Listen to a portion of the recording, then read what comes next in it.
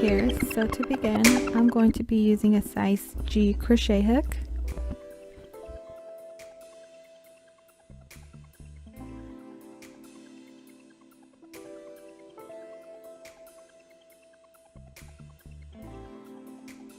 And I'm just going to make the slip knot by wrapping the yarn around my finger twice.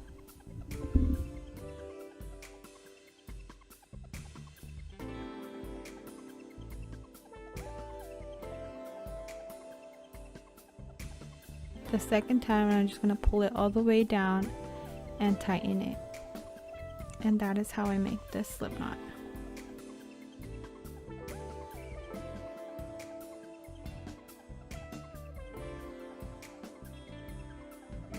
Okay, so next I'm going to start by chaining 4 chains.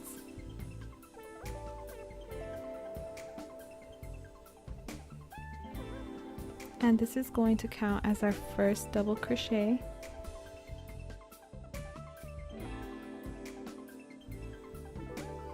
Okay, so next I'm just going to yarn over and go into the first chain that we started with. Okay, and then I'm just going to grab my tail and wrap it around the crochet hook.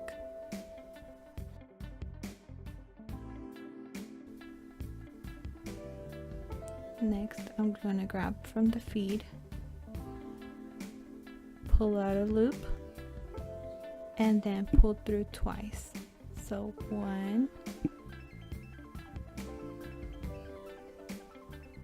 and 2.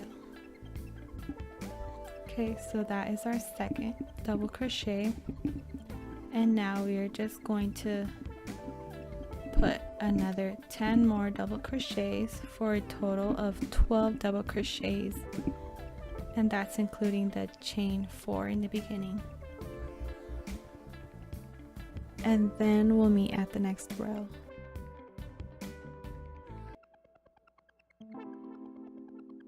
Okay, so now that you have 12 double crochets including the chain 4 in the beginning, we're just going to count just to make sure, and then you can grab your little tail that we crocheted over and tighten it.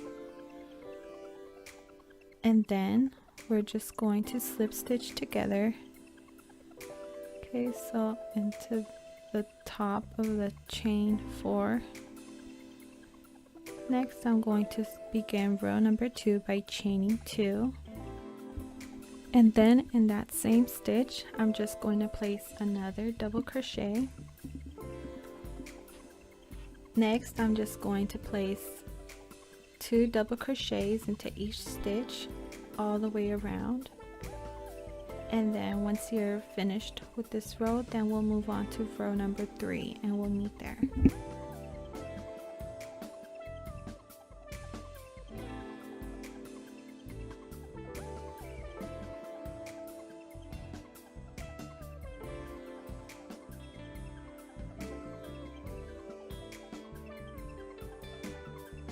So for row number 3, I'm going to begin by chaining 2, and then on the next stitch, I'm just going to place my increase of 2 double crochets.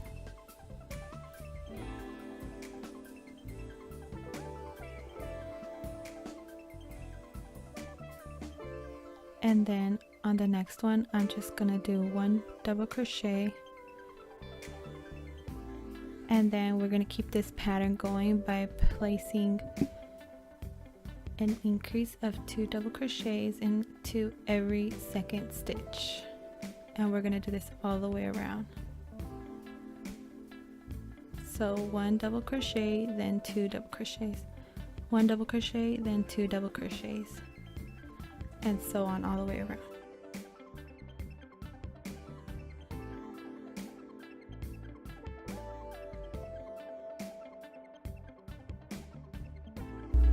So So this is how your row should end. It should end with an increase on the last stitch.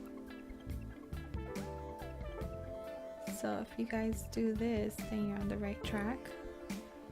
And next I'm just going to slip stitch and then begin row number 4 by chaining 2. Okay, so next we're just going to place 1 double crochet into the next stitch, and then we are going to place the increase on every 3rd stitch for this row. Okay, so 1 double crochet into the next 2 stitches, and then an increase on the 3rd stitch.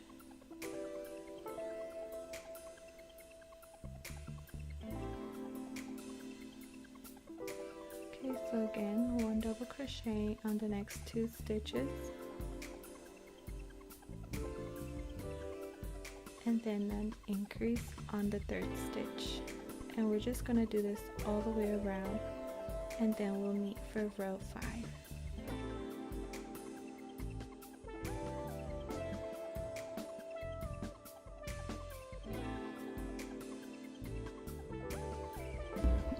So for row number 5, I'm going to begin by chaining 2, and then I'm just going to place 1 double crochet into the next 2 stitches,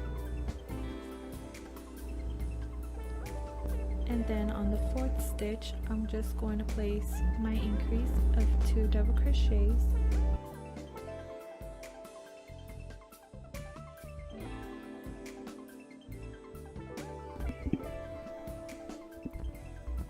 so again I'm just going to place 1 double crochet into the next 3 stitches, and then on the 4th stitch I'm going to place my increase of 2 double crochets. And we're going to keep repeating this pattern all the way around until we meet for the next row.